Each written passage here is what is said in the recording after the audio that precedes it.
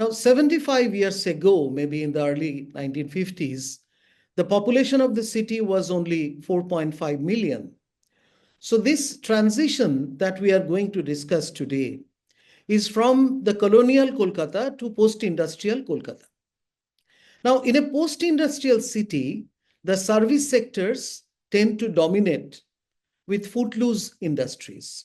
There is some kind of deindustrialization for several reasons.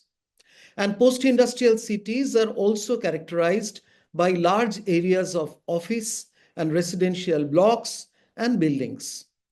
And these cities often exhibit marked inequality of income distribution on account of the contrast between those who are appropriately skilled, like professionals, managers, administrators, and those in high technology service industries that we see today in different cities, like those of information technology, and the poorly paid service workers who look after their needs together with the unemployed population.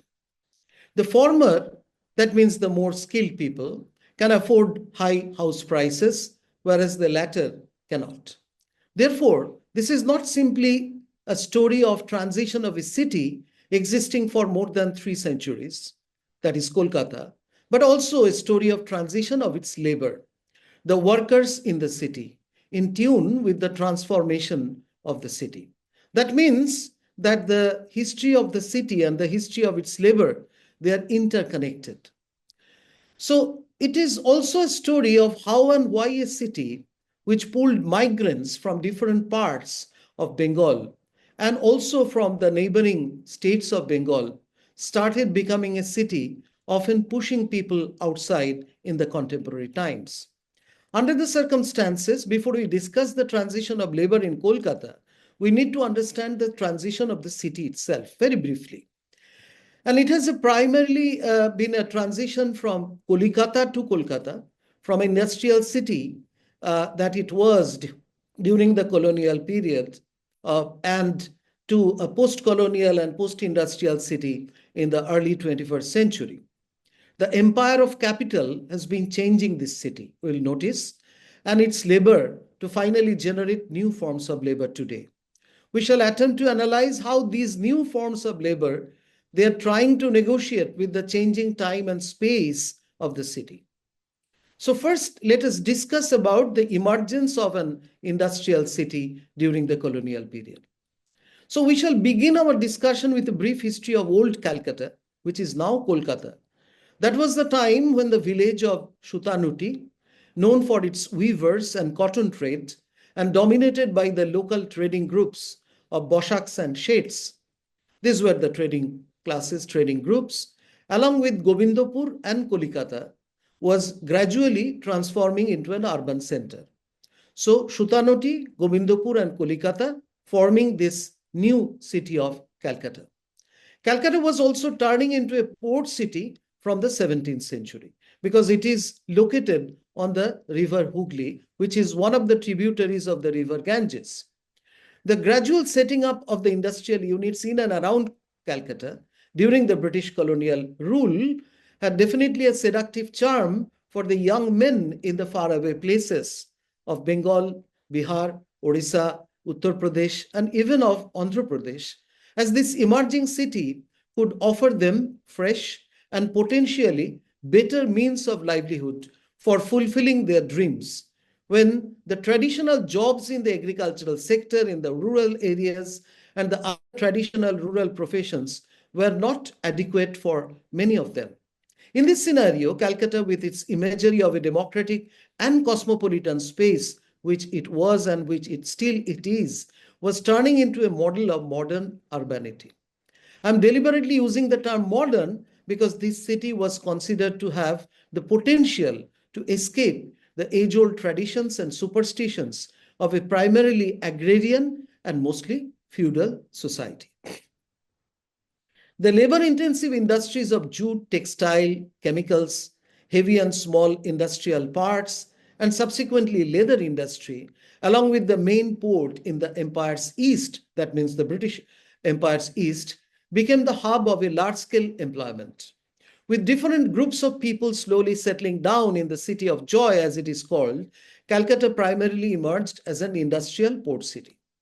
The setting up of these industries, the settlement of Europeans, wealthy landlords, rich business families, all increased the demand for domestic help, cooks, plumbers, porters, dock workers, hand rickshaw pullers, which was a defining feature of this city, horse carriage drivers, cleaners, orsewers, daily wage earners, pavement barbers, cobblers, potters, and blacksmiths, apart from the industrial workers in Kolkata. They came in hordes, and they, in fact, when they were coming to this city, clutching their tin suitcases, they arrived at the Howrah station, which is one of the oldest stations in the country, and crossed the Howrah Bridge to reach Calcutta on the other side of the river. They soon became a part of the city's underclass. In this manner, they have been subsidizing the economy of colonial Calcutta. In fact, the lure of the city of cash has been great. They came to the city, that means these laborers, these migrants, to tide over lean seasons, to pay back a loan to their respective moneylenders, to work as cash earners for a big peasant family, or simply to run away from the wrath of the so-called upper caste landlords. However, a part of their family, or which was primarily a joint family, usually stayed back in the village, and the bond with the village was never completely cut off. Meanwhile, the suburban train services were gradually introduced from Howrah station in 1854, mid-19th century, and subsequently from Shialda, another station in the city, in 1862. The train timings also became relevant to the emerging time structures of work and leisure. The railways allowed specific groups of population to live at some distance from the city in the emerging suburbs from where they worked in Kolkata or the then Calcutta. So they could spend the weekdays in the city for their work and could return home, that means in the suburbs, on the weekends. In this connection, we can refer to the volume 13 of the Imperial Gazetteer, which mentions that the improved communication with Calcutta made Howrah, which is the twin city, a suburb of Kolkata, enabling many of the people employed in the metropolis to reside on the right bank of the Hooghly. Now, Kolkata's colonial industry survived even in the early 20th century, though the capital of the British Indian colony, which was Calcutta, shifted to Delhi in 1911 after a futile attempt by the colonial rulers to divide Bengal in 1905. As the time moved on and the European powers started fighting each other, the city of Hope succumbed to the aerial bombing during the Second World War. This was also the time when Bengal was struck by a calamitous famine and when a huge number of people were coming to this city from the villages in search of bare minimum of food. However, a big blow to Calcutta came in the form of the partition of the Indian subcontinent in 1947. Now, let us also talk about Howrah, which is a twin city of Calcutta or Kolkata. So we can see the foundry units were being set up since the mid-19th century on account of the demand of spares for jute and cotton industries. And these foundry units were being set up on the other side of the river, that is in Howrah. The favorable conditions created by the First World War led to the setting up of these kind of industries, of new foundries in Howrah. As a consequence, Howrah, located on the banks of the Hooghly River, as I said, and Kolkata's twin city, emerged as an industrial town by 1947, when India got partitioned. It emerged as a cluster of more than 300 foundry units. These foundry units are located mainly at Lilua, Shalkia, Benares Road, Belgachia, Dashnagar, Baltikuri, Santragachi, Bamungachi, and Batra around the Howrah railway station. These are all small, areas where these units came up, apart from other industrial units. Now, before the Second World War, most of the foundries were located near the river bank in the Shalkia area. But after the war, the industry expanded to new areas. There were multiple reasons for this expansion. One reason was the shift in industrial activity within the cluster. The cluster mainly focused on shipbuilding and ship repair, and it made sense for the firms to be located near the riverbank. Now, since the shipbuilding industry ceased to be the main activity in the cluster, the newer farms expanded to less congested nearby areas, as I mentioned, like Matra, Bamungachi, or Belilius Road. The new geographical centers were located near Howrah railway station, not near the port, not near the river. Since railways had emerged as a medium of goods transport by this time, being located near the Howrah railway station facilitated the transport of finished products from these foundry units or from other industrial units in Howrah. The railway workshop in Lilua further encouraged the establishment of new foundries. The spin-off process gained traction during this phase, with some Indian employees in the bigger foundries establishing their own foundries. Backward vertical integration also played a role in expanding the Howrah foundry cluster. A few Indian oil mill owners established their own foundries for manufacturing industrial goods such as oil mill presses required for their parent firms. Now let us discuss about the partition and the refugees.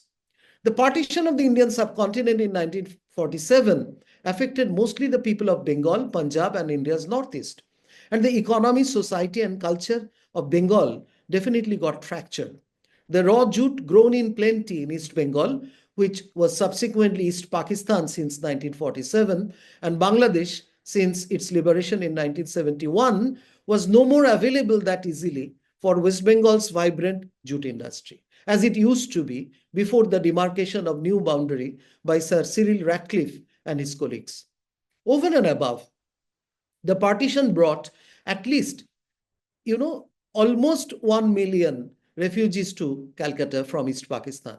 The first enumeration of the refugee colonies identified at least 149 squatters colonies in the Calcutta Corporation area, which was then the Calcutta Corporation area.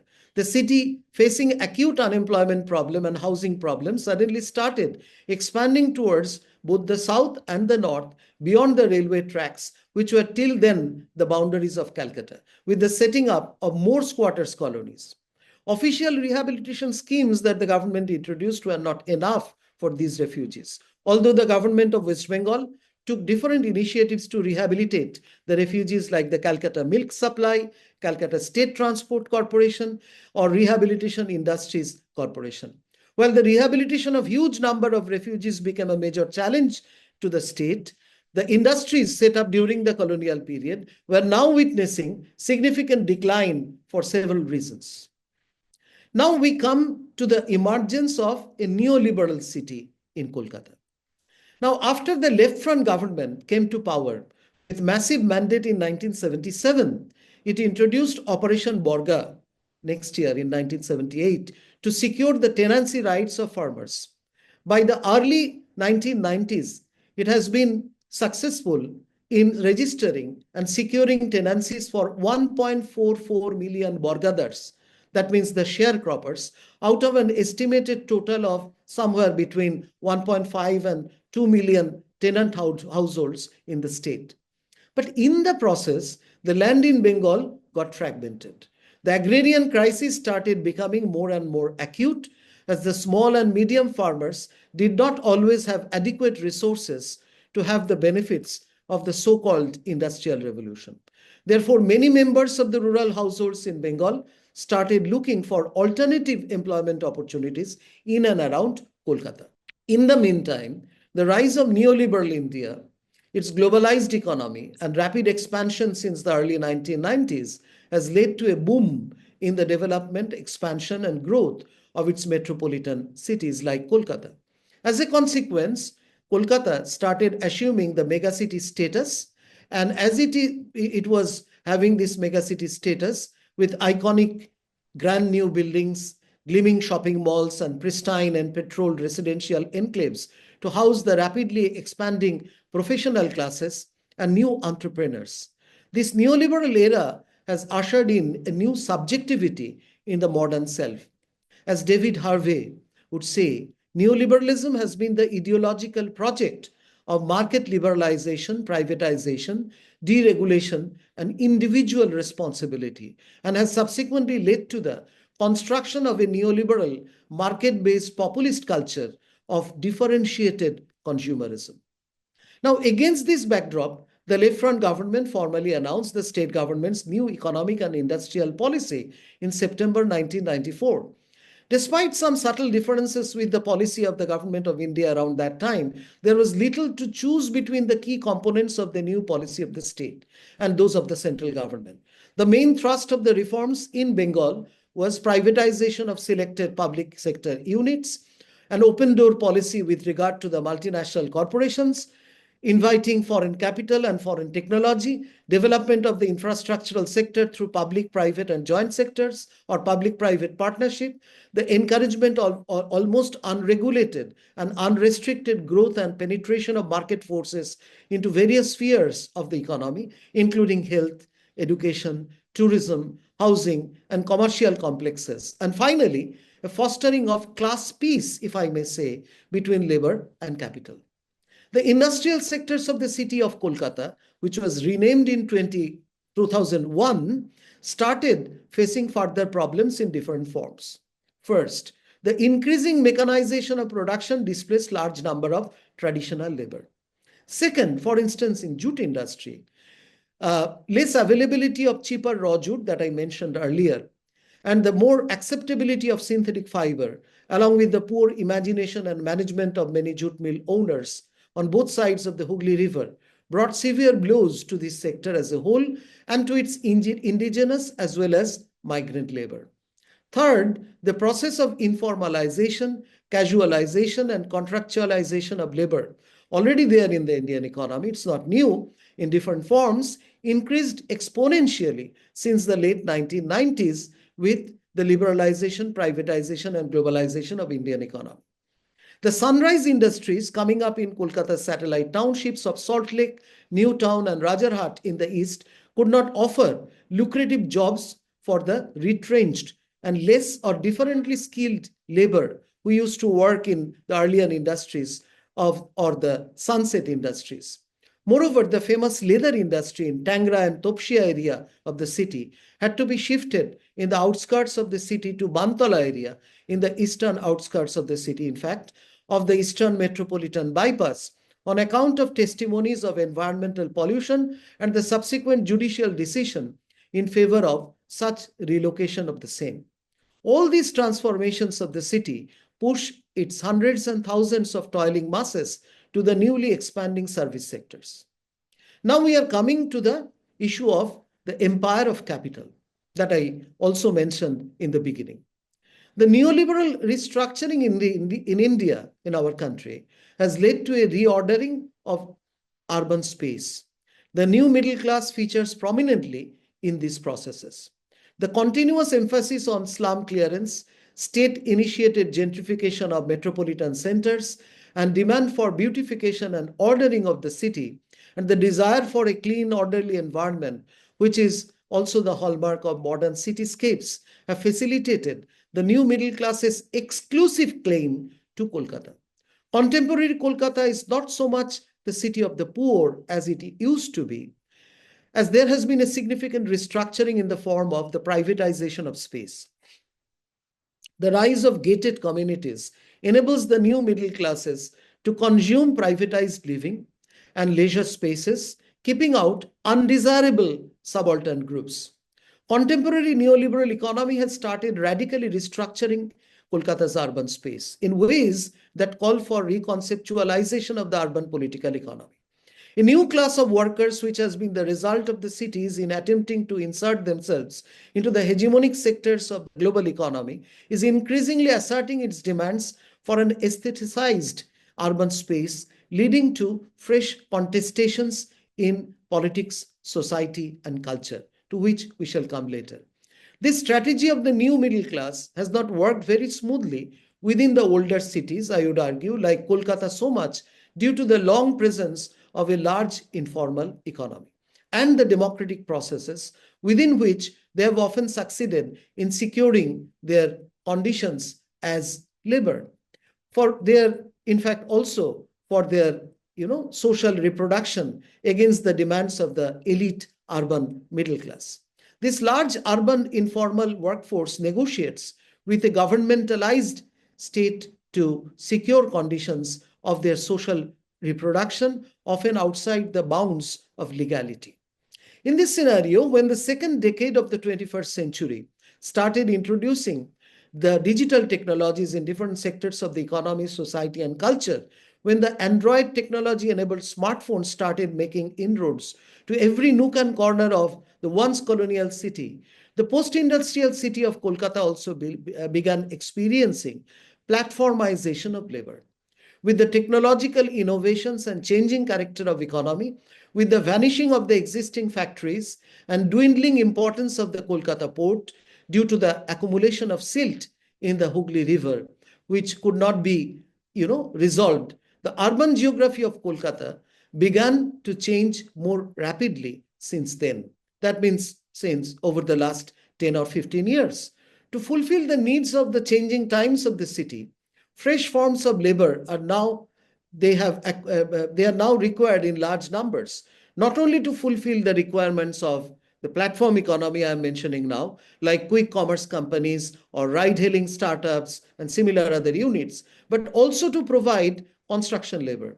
As the city's old dilapidated buildings and the buildings abandoned by the non-resident Kolkatans are mostly being demolished and are being replaced by the new ones, and as the agricultural land is being continuously acquired or annexed to the urban land to expand the city for new urban complexes and new urban necessities.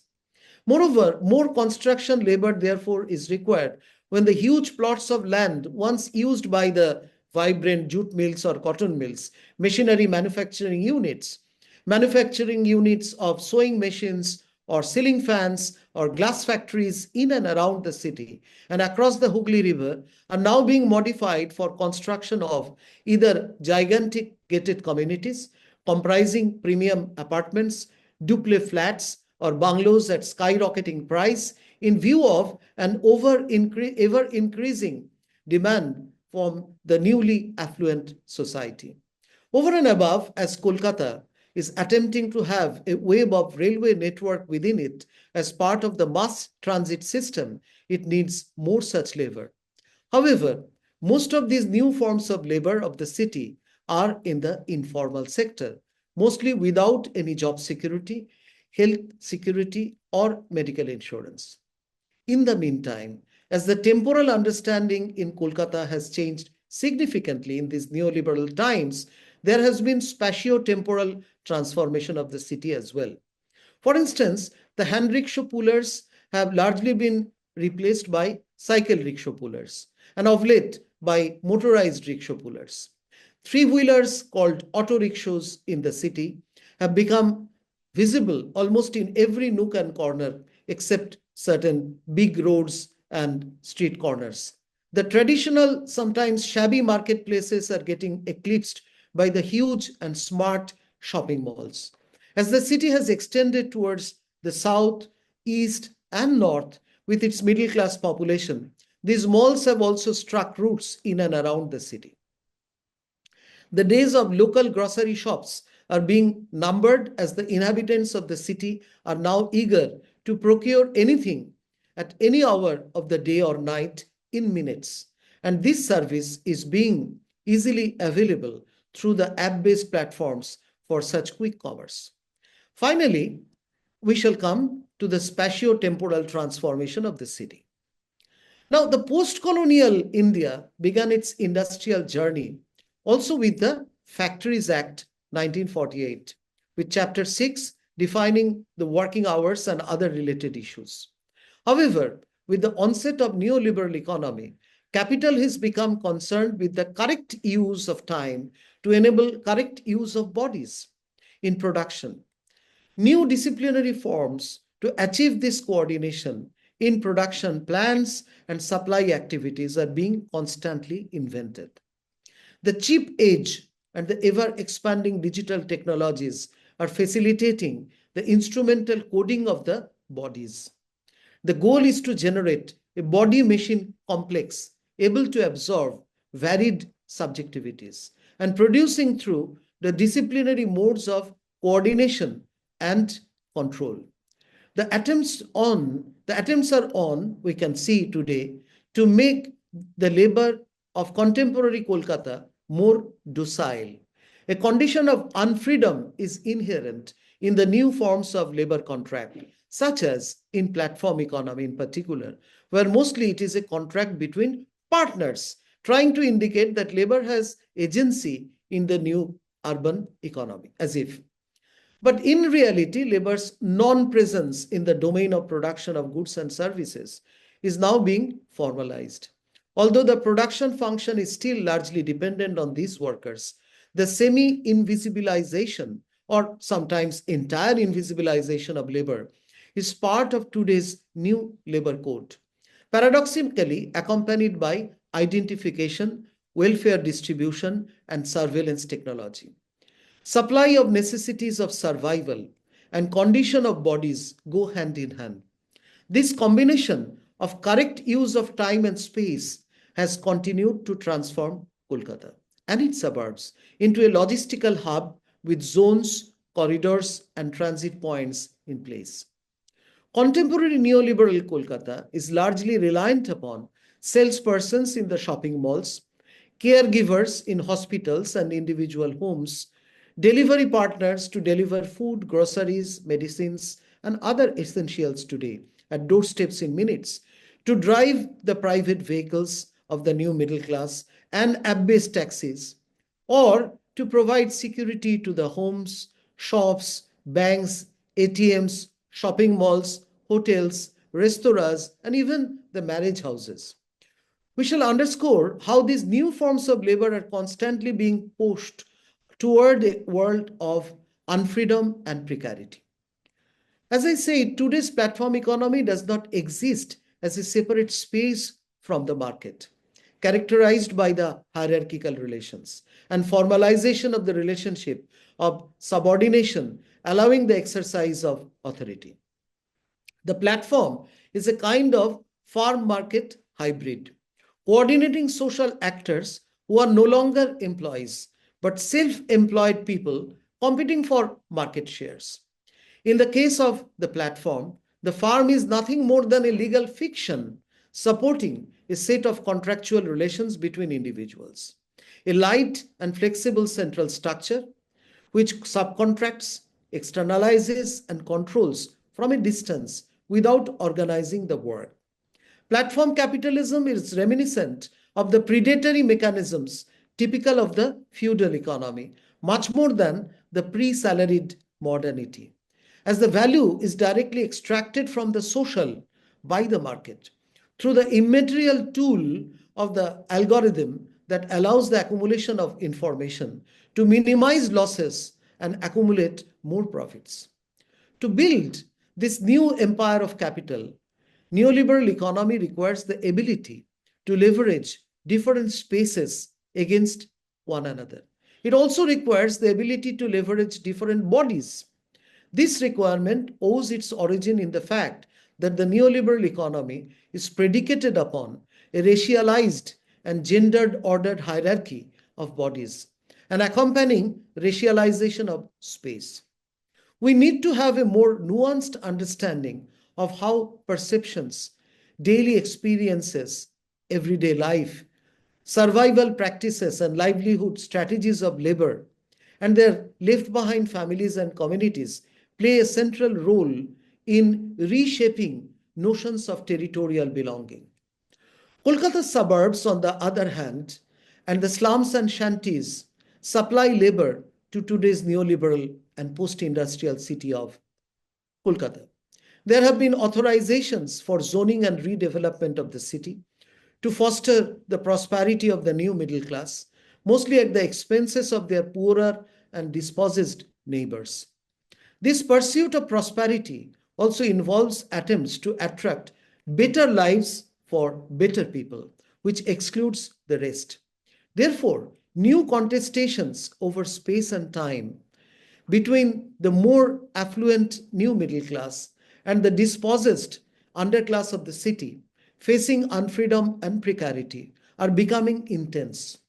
As Milan Kundera once asked, if we don't know towards which future the present leads us, how can we say that this present is good or bad, that it merits our support or our mistrust or even our hatred? Therefore, the puzzle remains whether today's neoliberal biopolitics in Kolkata can also generate a biopolitics from below.